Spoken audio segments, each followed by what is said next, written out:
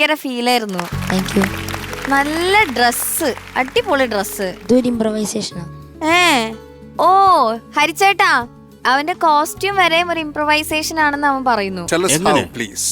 നല്ല കോസ്റ്റ്യൂം ആണ് ഞാൻ പറഞ്ഞു. ഭയങ്കര രസമുണ്ട്. സങ്കടപ്പാട്ടല്ലേ, അതുകൊണ്ട് ഈ കോട്ട് സൂട്ടൊക്കെ കുറച്ചുകൂടി ഹെവി ആക്കായിരുന്നു. ജാക്കറ്റ് ഒക്കെ ഇടായിരുന്നില്ലേ? ടർബനൊക്കെ വെച്ച് അത് ഊരി കണ്ണ് തുടക്കുകയും ചെയ്യാൻ. ഓക്കെ, ചോദിക്കാം ശരത് സാർ. മക്കളെ കുഞ്ഞാടെ, ഓക്കെ മക്കളെ, ഇത് ആരാ സെലക്ട് ചെയ്തെന്ന കുഞ്ഞിന്? ഇത് ഞാൻ കൊടുത്ത് ഗ്രൂമേഴ്സ് തന്നു. ഒറ്റക്കിരുന്ന് സെലക്ട് ചെയ്തതാണ്? ഒരു അടഞ്ഞ റൂമിൽ അച്ഛനും എല്ലാരും കൂടെ. ഓക്കെ, നല്ല പാട്ടാ മക്കളെ, നല്ല ബ്യൂട്ടിഫുൾ പാട്ട്. അതിനി പറ, ഇത് ആരൊക്കെയാ ചെയ്തത് പറഞ്ഞ്?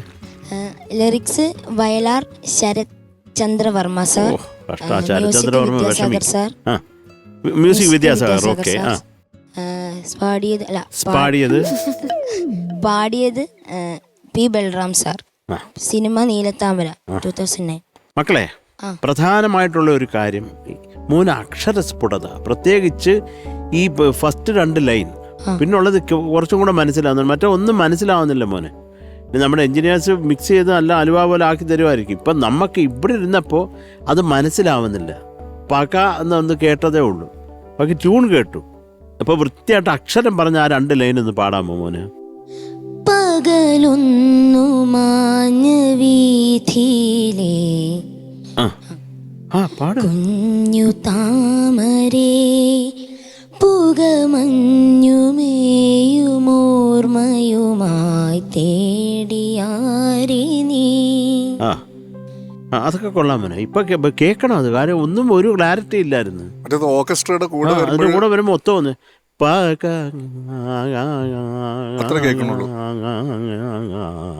അത്രേ ഉള്ളൂ, വേറെ അക്ഷരങ്ങളൊന്നും മനസ്സിലാവുന്നില്ല. പിന്നെ മറ്റേ അതിനകത്തുള്ള ഒരു ഐറ്റം മോൻ പാടിയില്ലേ, അതൊക്കെ രസമായിരുന്നു. പക്ഷെ പിന്നെ അതിന് ശേഷം വന്ന ആകാരം എന്താണ് മോൻ ഉദ്ദേശിച്ചത്? അതുകൊണ്ട് ഒരു ലോ പോട്ട് ഒന്നും കേൾക്കാൻ വയ്യാതിരുന്നില്ലേ? അതെന്തായിരുന്നു അത്? അവന് തന്നെ ചിരി വരുന്നു. കള്ളൻ. ഹിന്ദുസ്ഥാനി ആകാരാണത്. ആണോ? ഓക്കെ, ഹിന്ദുസ്ഥാനി ആകാരം കേട്ടോളൂ. കമോൺ. സൗണ്ട് മൊത്തം പോയി. മൊത്തം അടഞ്ഞാണ്ട്.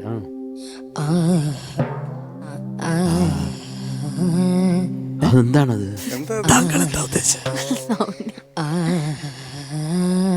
എന്താണോ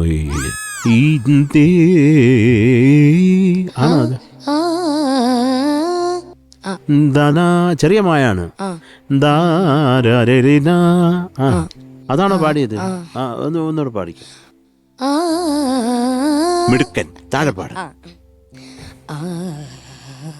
ഓ, ഭയങ്കര കാറ്റ്. അത് കുഴപ്പമില്ല, അത് റേഞ്ച് ഇല്ലല്ലോ കുഞ്ഞിന്. പിന്നെ അതിന് ശേഷം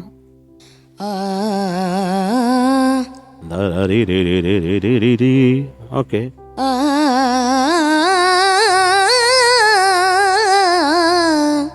ശരി. റിമ ബനി സനി സനി ദ ബ മ ബ മ ബ മ ദ ബ മ രി സനി രേ രി മ മ ബ മ രേ മ മ ബ മ രേ മ ബ നി നി സ. അപ്പോൾ ആ മേളിലെ റേഞ്ച് ഇപ്പോഴും പ്രശ്നമാണ്. അത് കുഴപ്പമില്ല, പോട്ടെ.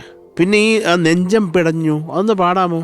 2ാമത്തെ ലൈൻ പാടി ഒറ്റയ്ക്ക്. അത് പാടിക്കോ. ഒറ്റയ്ക്കാകുമ്പോൾ മുറ്റത്തെത്തുമ്പോൾ നെഞ്ചം പിടഞ്ഞു.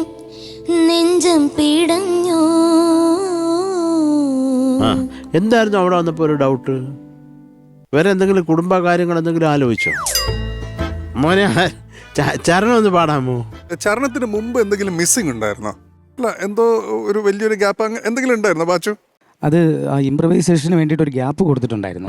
അപ്പോൾ ഇവൻ പ്രാക്ടീസിന് വന്ന സമയത്ത് ആ ഗ്യാപ്പ് ഫില്ല് ചെയ്തില്ല. അതിനുശേഷം പോയി ആ ഗ്യാപ്പ് പഠിച്ചിട്ട് വന്നു. ഞാൻ എൻ്റെ അടുത്ത് നോക്കിയപ്പം പക്കയായിട്ടിരുന്നു. പക്ഷെ ഇപ്പോൾ വന്നപ്പോൾ ഒരു 4 ബാർ ചാടിയാണത് നിൽക്കുന്നത്. അപ്പോൾ ഞാൻ മാക്സിമം അതിൽ ഉൾക്കൊള്ളിക്കാൻ വേണ്ടി നോക്കി. അപ്പോൾ ഈ സമയത്ത് പറഞ്ഞാൽ അവനത് ഉൾക്കൊള്ളാനും പറ്റില്ല.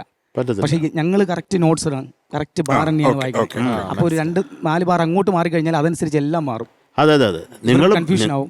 ബാറിന്റെ കാര്യത്തിൽ നിങ്ങൾക്ക് ഒരു സംശയം അറിയാം. ഉണ്ണിച്ചേട്ടൻ ഇങ്ങനെയൊക്കെ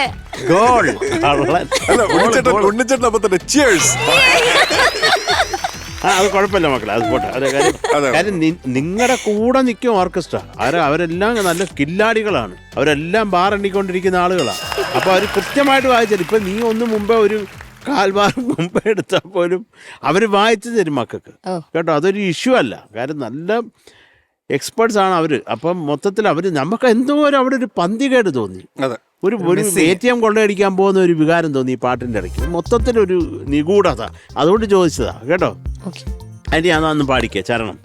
സുഖമൊരു തീക്കനലായി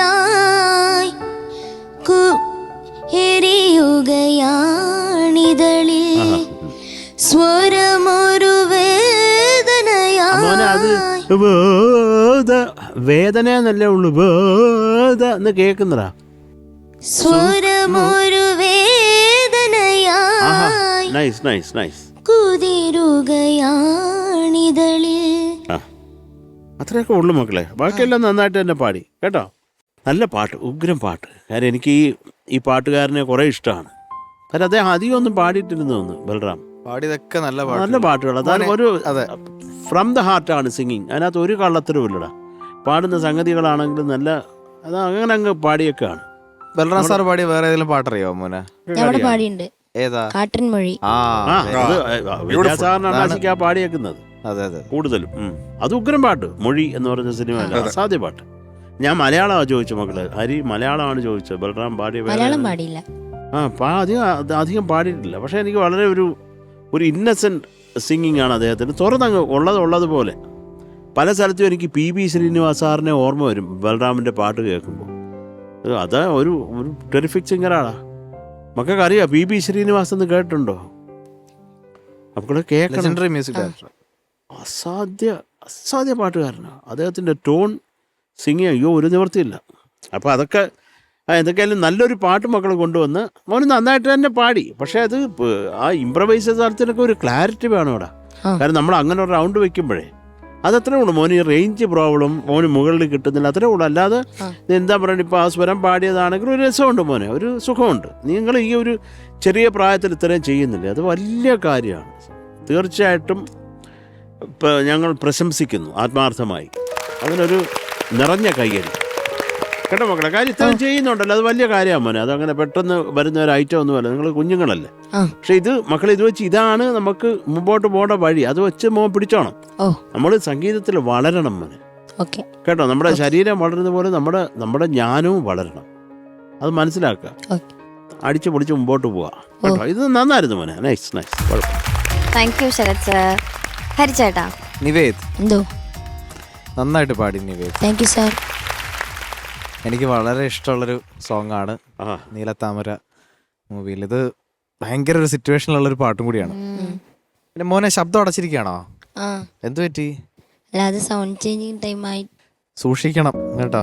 കാരണം മോൻ ഇന്നൊരു അങ്ങോട്ട് തുറന്ന് പാടാൻ പറ്റിയില്ലെന്ന് തോന്നി. കുറച്ച് സ്ട്രെയിൻഡ് ആയിരുന്നു. രണ്ടറ്റവും ഇല്ല. അത് അവന് മേളിലും പാടാൻ പറ്റുന്നില്ല, താഴെ. അതെ, അതായത് ചില സ്ഥലത്തൊക്കെ നന്നായിട്ട് പാടി.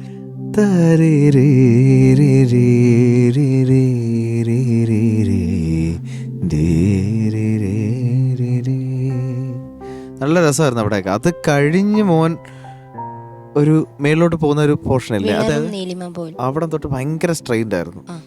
അപ്പൊ നമുക്ക് ആ ഒരു സുഖം ഉണ്ടല്ലോ ഈ പാട്ടിനൊരു കേൾക്കുമ്പോൾ നമ്മൾ ആ ഒരു ഇതിൽ കേൾക്കണം, ഇറങ്ങണം. ആൾക്കാർ അത്രയും ഇമ്മേഴ്സ്ഡ് ആവണം ഈ പാട്ടിലേക്ക്. അപ്പോൾ ആ ഒരു ഫ്രീ സിംഗിങ് ഉണ്ടെങ്കിൽ അത് നമുക്ക് കൊടുക്കാനും പറ്റും. നമ്മുടെ ശബ്ദത്തിന് എന്തെങ്കിലും ഒരു പ്രശ്നം ഉണ്ടെങ്കിൽ ഈ പാട്ട് പാടി ഫലിപ്പിക്കാൻ പറ്റില്ല. ഓവറോൾ ഒരു സ്ട്രെയിൻ എനിക്ക് തോന്നി. ഇംപ്രവൈസേഷൻ ആയിരുന്നു മോനെ ആലാപ്പ് താഴെ എന്നുള്ളൊരു സാധനം നീ പാടിയത്? അല്ല, സ്വരം വന്നതായിരുന്നു അവിടെ. ഒറിജിനൽ പാട്ടിൽ കോറസ് പൊസിഷനാ. ഓക്കെ, അത് സ്വരമാക്കി. ഓ, അത് സ്വരമാക്കി നൊട്ടേറ്റ് ചെയ്തല്ലേ. പിന്നെ പരിഭവമോടെ വരും രജനികൾ ഇന്നകലെ അവിടെയൊക്കെ. അവിടെ ഒന്ന് പാടും മോനെ. പരിഭവമോടെ വരും. ഇവിടെയൊക്കെ മോനെ സ്ട്രെയിൻ ഉണ്ട്. പരിഭവമോടെ വരും. കുറച്ച് ഫ്രീ ആയിട്ട് പാടിക്കും. പരിഭവമോടെ വരും, ഓടെ വരും. ഇതൊക്കെ സ്ട്രെയിൻ കാരണമാണ് മോനത് പരിഭവമോടെ വരും. അത് ക്ലിയർ ആവുന്നില്ല. മനസ്സിലായി. കുറേ സ്ഥലത്ത് മോൻ ഇംപ്രവൈസ് ചെയ്തെന്ന്. പക്ഷെ ഈ സ്ട്രെയിൻ കാരണം നമുക്ക് അങ്ങോട്ട് അത്ര ഒരു എൻജോയ് ചെയ്യാൻ പറ്റിയില്ല. പക്ഷെ നന്നായിട്ട് പാടി. കുറേ ഏരിയാസൊക്കെ എക്സൽ ചെയ്തു.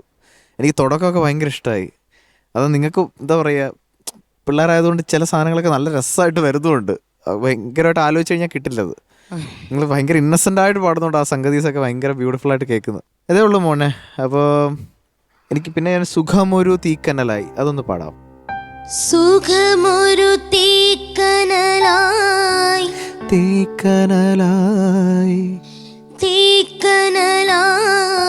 ആ ഇതൊരു ഭയങ്കര പെയിനുള്ളൊരു സോങ്ങാണ്. ഉള്ളിലിങ്ങനെ വിങ്ങി അങ്ങനെ ഒരു പെയിൻ അനുഭവിക്കണം അത് പാടുമ്പോൾ. അപ്പം മോനിതൊരു സ്ട്രെയിനാണ് അനുഭവിക്കുന്നത് നമ്മൾ. ഇത് രണ്ടും തമ്മിൽ വ്യത്യാസമുണ്ട് മോനെ. അപ്പം സുഖമൊരു തീക്കനലായി ഒരു എന്താ പറയുക, ഇതിപ്പം മോൻ ഇത്രയും ചെറിയ പ്രായത്തിലാണ്, മനസ്സിലായില്ലേ? ഇത് മോൻ്റെ ഒരു ഫ്യൂച്ചർ എന്നുള്ളൊരു രീതിയിലാണ് ഞാൻ പറയുന്നത് കേട്ടോ. അപ്പോൾ ഇങ്ങനത്തെ പാട്ടുകൾ പാടുമ്പോൾ ആ പെയിൻ ഫീൽ ചെയ്യണമെന്നുണ്ടെങ്കിൽ നമുക്കൊരു കുറച്ചുകൂടി ഒരു വോയിസൊക്കെ ഒന്ന് സെറ്റ് ആവണം മോനെ. അപ്പോൾ അതുകൊണ്ട് എനിക്ക് ഈ പാട്ട് ഒരുപാട് ഇഷ്ടമുള്ളതുകൊണ്ട് ഞാൻ ഇങ്ങനെ ഒരുപാടങ്ങ് എൻജോയ് ചെയ്തില്ല. പക്ഷെ മോൻ്റെ attempt is commendable. Thank you sir. കേട്ടോ, അത് എനിക്കത് മാത്രമേ തോന്നിയുള്ളൂ, ഒരു സ്ട്രെയിൻ. അല്ലെങ്കിൽ നീ ഇന്ന് പൊളിച്ചേനെ കേട്ടോ. എന്നാലും നന്നായിട്ട് പാടി ഓവറോൾ. താങ്ക് യു ഹരിച്ചേട്ടാ. ഷാനിക്ക നിവേദൂട്ടാ എന്തോ നന്നായിട്ട് പാടിയാടാ. Thank you sir. കുറേ ഭാഗങ്ങളൊക്കെ നല്ല രസമുണ്ടായിരുന്നു. വിദ്യാജിയുടെ ഒരു അമേസിങ് കോമ്പോസിഷൻ, നന്നായിട്ട് പാടി. എനിക്കിത് സ്ട്രെയിൻ ആണ് ഞാൻ കൂടുതലും എഴുതി വെച്ചത്. കാരണം എക്സ്ട്രീം ലോ എൻഡും ആ ഒരു ഹൈ എൻഡും അത് ഭയങ്കര സ്ട്രെയിൻഡ് ആയിട്ട്. അതുപോലെ മോനിപ്പം മ്യൂസിക് പഠിക്കുന്നില്ലേ, അതുപോലെ തന്നെ ഒരു വോക്കൽ കോച്ചും കൂടെ ഒന്ന് കാണുന്നത് നല്ലതായിരിക്കും കേട്ടോ. കാരണം ഇപ്പോൾ ഇത് ഹൈസ് പോകുമ്പോഴും ഇനി ഇത് നേരെ മേലോട്ട് നോക്കിയിട്ടാണ് ഹൈസ് അതൊക്കെ. കാരണം ഒരു വോക്കൽ കോച്ചിൻ്റെ അടുത്ത് പോയി കഴിഞ്ഞാൽ പ്രോപ്പറായിട്ട് ഹെഡ് എങ്ങനെ പൊസിഷൻ ചെയ്യണം ഇതൊക്കെ പറഞ്ഞുതരും. ഈ സിംഗിങ് പോലെ തന്നെ ഇമ്പോർട്ടൻ്റ് ആണ് ഇപ്പം ഇതും. ഓക്കെ, അപ്പം ഒരു വോക്കൽ കോച്ചും കൂടി ഉണ്ടെങ്കിൽ അത് കൃത്യമായിട്ട് അതും കൂടെ ഒന്ന് ഐഡൻറ്റിഫൈ ചെയ്തിട്ട് പറഞ്ഞുതരും. ഇനി അങ്ങനെ പാടുന്നതുകൊണ്ടാണോ ഈ സ്ട്രെയിൻ വരുന്നത്? വോയിസ് ചേഞ്ചിങ് ഓഫ് കോഴ്സ് ഉണ്ട്. അപ്പം ഈ ഒരു ട്രെയിനിങ്ങും കൂടെ കിട്ടിക്കഴിഞ്ഞാൽ അത് ഫ്യൂച്ചറിൽ ഭയങ്കരമായിട്ട് ഹെൽപ്പ് ചെയ്യും കേട്ടോ. Okay sir. പിന്നെ ഞാനും അതേ എഴുതിയുള്ളൂ. എനിക്ക് ആ ഹമ്മിങ്, അകാരം വരുന്ന ആ ഹമ്മിങ്ങിൻ്റെ ആ ഒരു എക്സ്ട്രീം ലോ അത് എന്താണെന്ന് മനസ്സിലാവും. ഫുൾ കാറ്റായിരുന്നു, ആ ഒരു ഏരിയ മിസ്സിങ്, അത് പെട്ടെന്ന് ബ്ലാങ്ക് ആയി പോയ പോലെ എനിക്ക് തോന്നി. പിന്നെ ബാക്കിയൊക്കെ ഇവർ പറഞ്ഞൊക്കെ തന്നെയാണ് ഞാനും എഴുതിയിരിക്കുന്നത്. ബേസിക്കലി ഏറ്റവും കൂടുതൽ എഴുതിയിരിക്കുന്നത് സ്ട്രെയിൻ എന്നാണ് എഴുതിയത് കൂടുതലും കേട്ടോ. അങ്ങനെ എഴുതി അങ്ങ് സ്ട്രെയിൻ ആയി. അതെ, ഈ കൈക്കൊക്കെ ഭയങ്കര സ്ട്രെയിൻ ആയി എനിക്ക്. പിന്നെ എന്താ പറയുക, ഒരു ഉഗ്രം പാട്ട്. വേറെ ഒന്നും കൂടുതലൊന്നും പറയാനില്ല മോനെ. ഓൾ ദി ബെസ്റ്റ് കേട്ടോ. Thank you sir. Thank you ഷാനിക്ക. Okay, marks. Sharath sir mark. കുഞ്ഞു ചെക്ക മക്കൾക്ക് ഞാൻ 8.5 mark. Thank you sir. Thank you Sharath sir. ഹരിച്ചേട്ടാ എത്ര വേണം? ഒരു ദിവസം ഇത്ര വേണം ചോദിച്ചിട്ട് ശരസാറി എന്ന് ചോദിച്ചേ. അന്ന് തേരിയാങ്ക് പാടിയപ്പോ 8 പറഞ്ഞു, പിന്നെ 7 ആക്കി. അതുകൊണ്ട് ഞാൻ പറയില്ല. ഇപ്പൊ നിന്റെ മനസ്സിലുള്ള മാർക്ക് എന്തായാലും ഞാൻ ഇവിടെ എഴുതി വെച്ചു. അത് ഞാൻ പറഞ്ഞോ, വെറുതെ ഗസ് ചെയ്ത ഒരു ഗസ് ചെയ്യാ മോനെ. ശരത് സർ 8.5. ഹരിച്ചേട്ടൻ പറഞ്ഞ ജഡ്ജ്മെന്റില് നിനക്ക് എന്ത് കിട്ടണമെന്ന് ഞാനിവിടെ ഓൾറെഡി എഴുതി വെച്ചിട്ടുണ്ട്. അത് തന്നെ ആയിരിക്കും ഞാൻ പറയുന്നത്. ഞാൻ പറഞ്ഞ അതന്നെ തരില്ല. എഴുതി വെച്ചു. നീ ഇവിടെ ഇരുന്ന് മാർക്ക് ഇടാന്ന് വിചാരിക്കും. എന്റെ സീറ്റ് ഇരുന്ന് ഞാനായിരുന്നു നിവേദായിട്ട് പാടുന്നത്. ഞാൻ ഇതുപോലെ പാടി. എത്ര മാർക്ക് തരുമായിരിക്കും? 8.4. കറക്റ്റടാ. അതെ, ഞങ്ങൾക്ക് കാണാൻ പറ്റില്ല. പക്ഷേ അപ്പൊ മോനെ എനിക്കാണോ തെറ്റിയത്? ഞാൻ കുറയ്ക്കാം. 8.4. ഷാനിക്ക ഷാന് കൂട്ടി എഴുതി വെച്ചിരുന്നു കുറച്ച്. ഇല്ല അങ്ങനൊന്നും ചെയ്യില്ല. Okay, so total 16.9.